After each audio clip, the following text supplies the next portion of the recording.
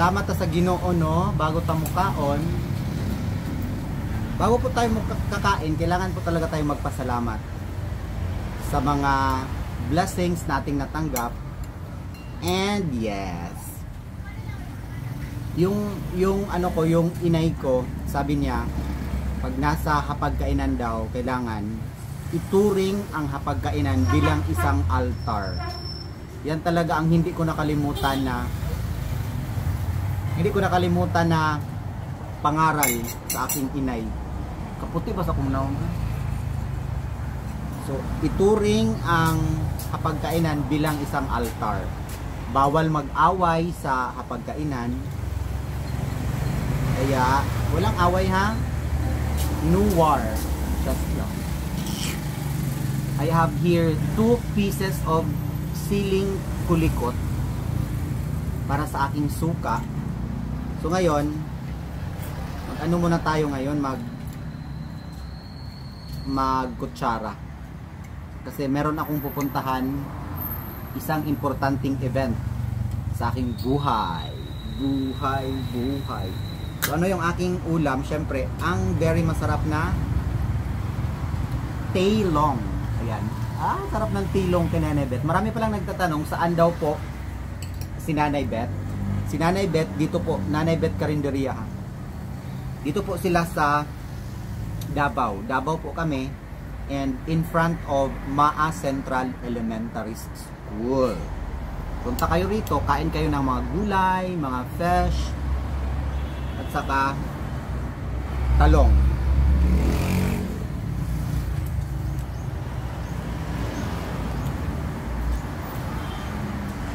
Ang ulam po ngayon, marami. Kasi fiesta eh.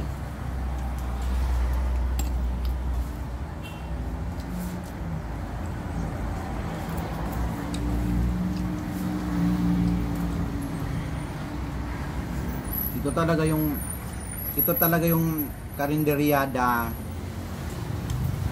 talagang lutong bahay na yung lahat ng luto nila ma-appreciate mo talaga na lutong bahay kasi ang kagandahan dito kasi hindi sila nagbe-betchin.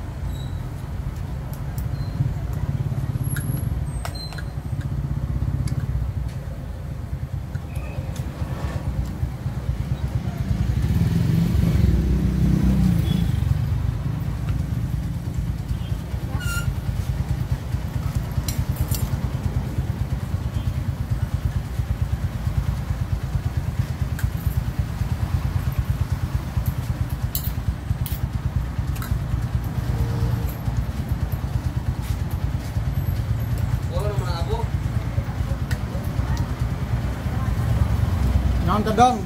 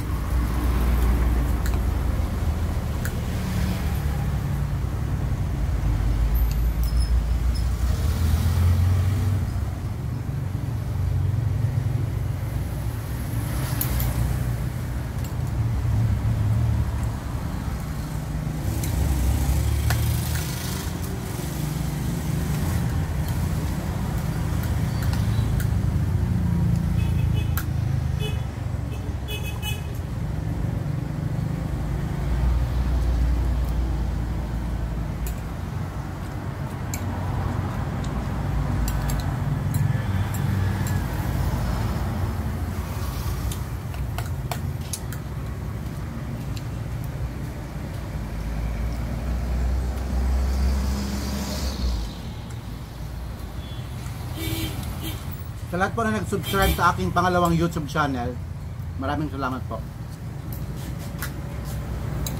Gumawa ako ng isa pang YouTube channel para,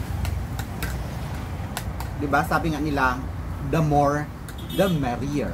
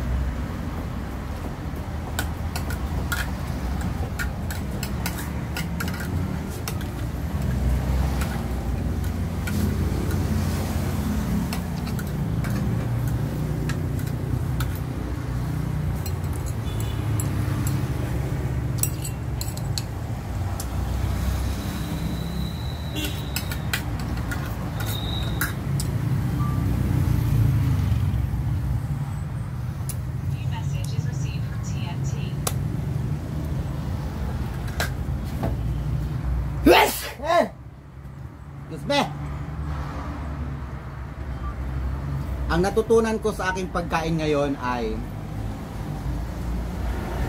kain lang habang may makakain. Kasi kailangan sinaw ba? Yay!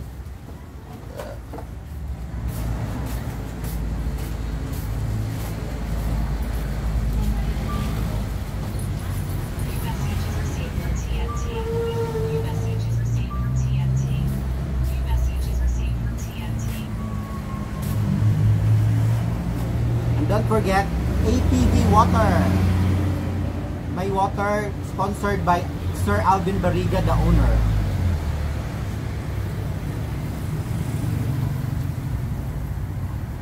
Ngayon lang ako uminom ng tubig, no? As you notice. Kasi alis ako eh.